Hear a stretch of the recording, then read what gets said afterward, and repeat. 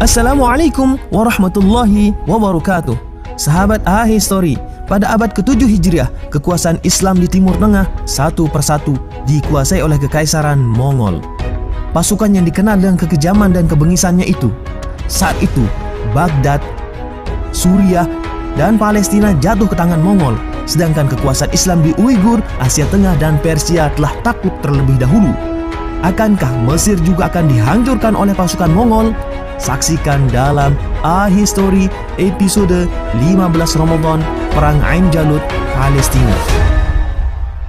Setelah Mongol menguasai wilayah kekhilafan Abbasiyah, sehingga pada saat itu mereka ingin menghancurkan Kesultanan Mamluk yang berada di Mesir. Saat itu pimpinan Mongol Hulagu Khan mengirim surat kepada Sultan Mesir, yaitu Saifuddin Qutuz. Ia meminta Sultan menyerahkan wilayah kekuasaannya. Qutuz tidak gentar sedikit pun. Ia tidak mau melepaskan tanah kaum muslimin. Hingga akhirnya perang pun terjadi. Tepat di tanggal 15 Ramadan 658 Hijriah terjadi perang di Ain Jalut, Palestina. Jumlah pasukannya hampir sama, yaitu 20.000 pasukan. Kaum muslimin dipimpin oleh panglima bernama Baibars dan Mongol dipimpin oleh Qitbuqa.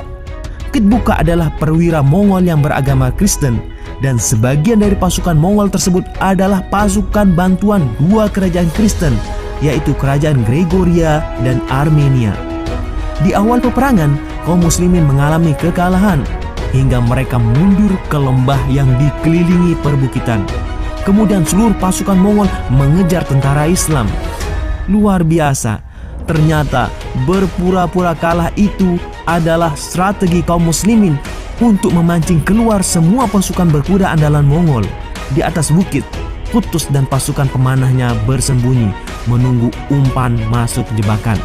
Setelah dekat, kaum muslimin menghancurkan hampir seluruh pasukan Mongol dari atas bukit dengan hujanan panah. Mongol tidak mudah kalah dan menyerah.